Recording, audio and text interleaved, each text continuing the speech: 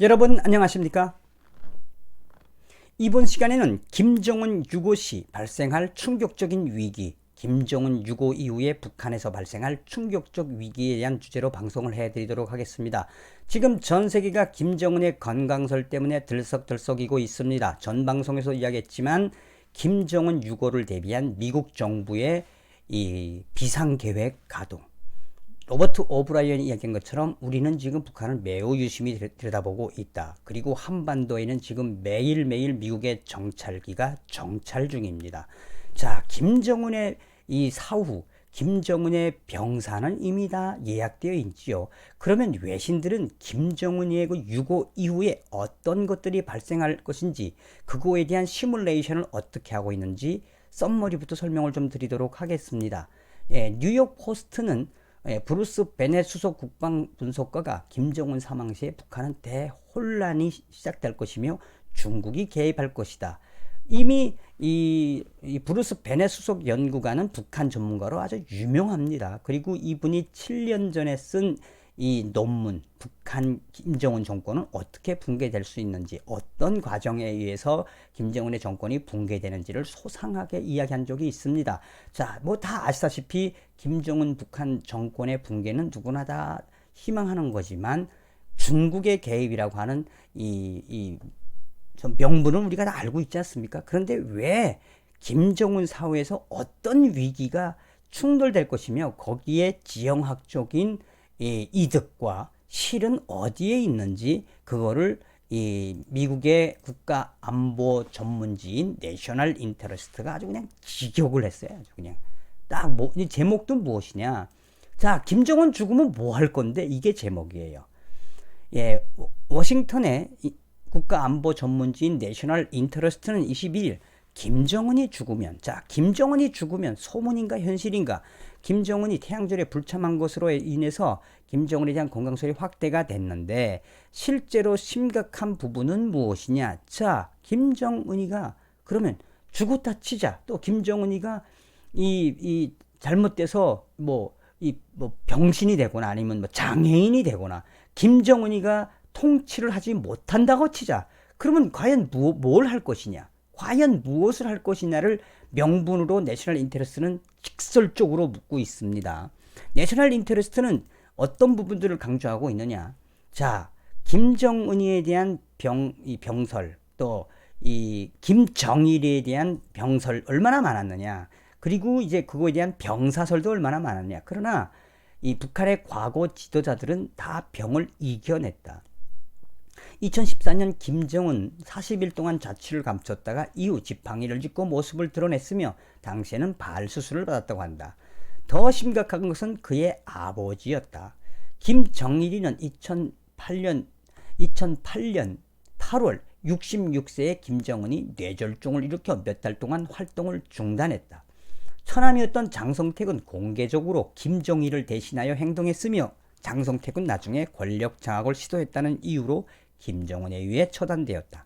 비록 김정일의 병상 기간 동안 뚜렷한 불안 증세는 북한에 없었다. 그는 분명히 그의 사망을 감지했다. 김정일이는 회복이 된 후에도 김정은을 후계자로 추대하고 후계 준비에 들어갔다. 김정일은 2011년 12월 사망하기 전까지 김정은이를 후계자로 세우기 위한 준비할 시간을 불과 2년 안에 뇌졸중인 상태에서도 김정은이를 후계자로 내세웠다.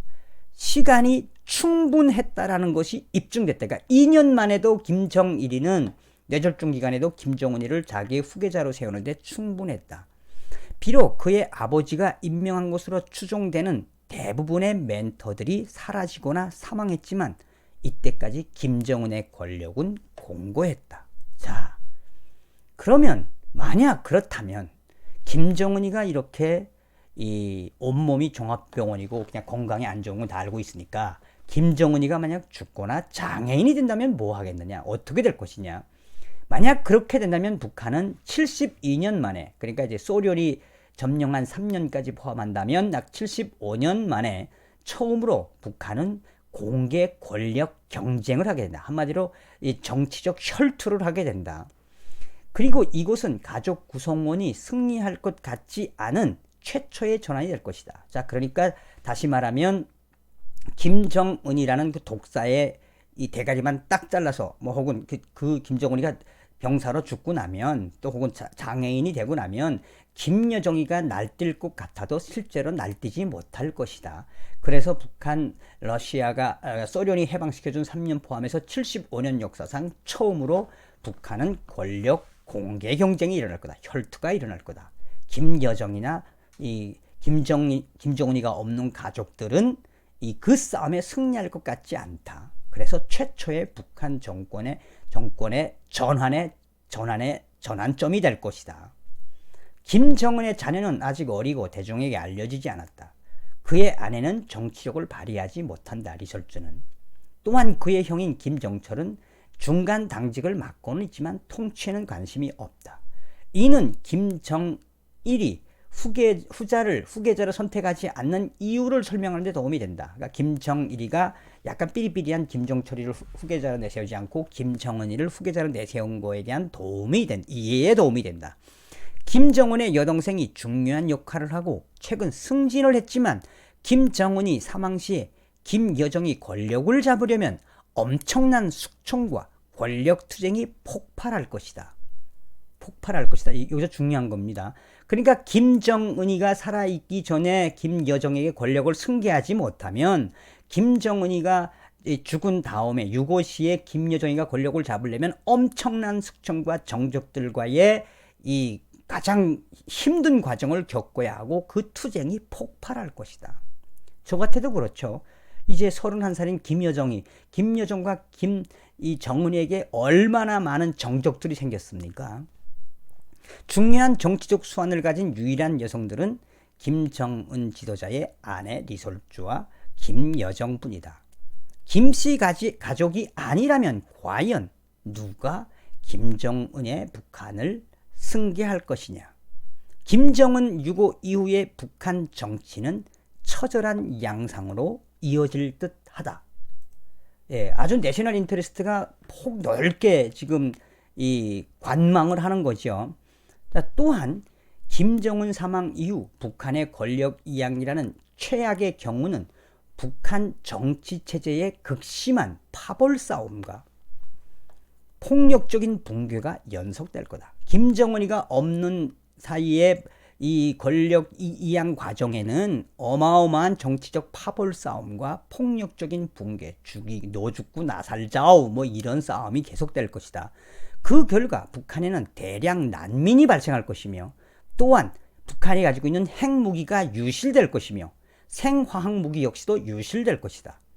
북한 내에서의 무장 충돌이 계속 가중될 것이며 국경으로 전개될 전투가 그 싸움은 이 파벌에 의한 군사적 싸움은 중국으로까지 이어질 것이며 중국과 한국 모두의 개입 압력을 받게 될 것이다. 또한 여기서 중요한 건 이제 브루스 베넷은 7년 전에 북한 붕괴 가능성에 대한 랜드 코퍼레이션의 상세한 리포터 보고서를 발표하면서 뭐라고 이야기했느냐? 북한 전체주의가 가까운 미래에 끝날 가능성이 있고 이 종말이 상당한 폭력과 격변을 동반할 가능성이 매우 높다고 경고했다. 북한은 북한 주민들에게는 좋지 않을, 이제 그것은 바로 북한 주민들에게는 최악이 될 것이다. 그러나 김정은 사망 후 북한 내부의 지저분한 전환을 위한 투쟁이 더 심해질 수도 있다. 소원대로 신중해야 한다는 말은 오래전부터 전해왔다. 북한에 대해서. 북한 정권 붕괴가 반드시 평화적으로 진행되거나 더 친절한 온화한 통치자나 체제를 낳은 것은 아니다. 그러니까 북한을 좋게만 볼 필요는 없다. 김정은 사후에 대한 준비를 꼼꼼하게 살펴봐야 한다. 여기서 중요한 건 뭡니까? 내셔널 인터레스트가 이야기하는 건 뭡니까? 북한 김정은 사후에 권력 투쟁이 더 가열차질 것이며 거기에 북한의 내부의 파벌 싸움은 무장 충돌로 이루어질 것이며 나아가서는 그렇게 되면은 북한 인민들의 대량 난민과 핵무기, 생화학무기의 유출 내지는 유실, 또 나아가서는 북한 내에서의 무장 충돌이 어디까지도 갈 수 있다. 중국까지도 전개될 수 있으면 나아가서는 중국과 한국이 개입의 압력을 받을 수밖에 없다. 뭐 다 알고 있는 소식이죠. 자, 그러면 이 부분에 대해서 왜 우리가 충격적으로 봐야 하느냐? 뉴욕 포스트가 21일 날 브루스 베넷 수석 국방 분석가가 김정은 사망 시에 북한의 대혼란이 가중될 것이며 바로 중국이 개입될 것이다.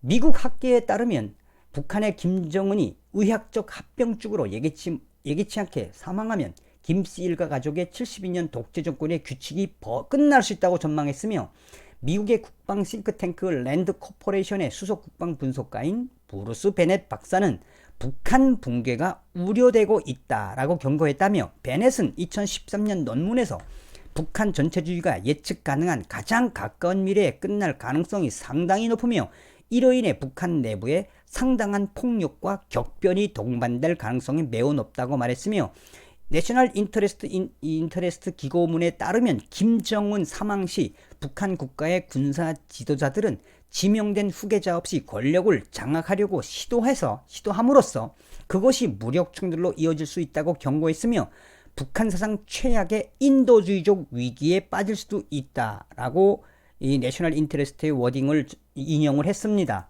자, 그러면서 제일 중요한 게 뭐냐? 브루스 베넷 박사는 김정은 사망으로 확대될 북한 정권 붕괴는 대량 난민 확대, 북한 경제 붕괴, 지역 안정화 어려움, 그리고 북한의 복수적인 측면, 그러니까 이 한국에 대한 중국에 대한 안 좋은 감정으로 해서 복수적인 측면에서 중국과 한국의 재난을 초래할 수 있으며 북한의 무지한 군사적 도발로 결정적인 피해는 한국 지역이 받을 확률이 크다고 말했으며 그는 중국은 이러한 압도적인 문제에 직면해 있는 현재, 그러니까 김정은 사망 시에 벌어지는 북한의 이 현실에 직면해 이 북한 체제를 선호할 것이며 중국의 개입은 곧 한국을 포함한 한반도의 민주주의적인 통일에 치명적인 약점이 될 것이라고 브루스 베넷 박사는 강조했으며 또한 이 보고서에 따르면 미국은 대규모의 인도주의적 위기가 발생했을 때 우발적인 비상계획을 가지고 있다. 폭순 씨가 밝힌 것처럼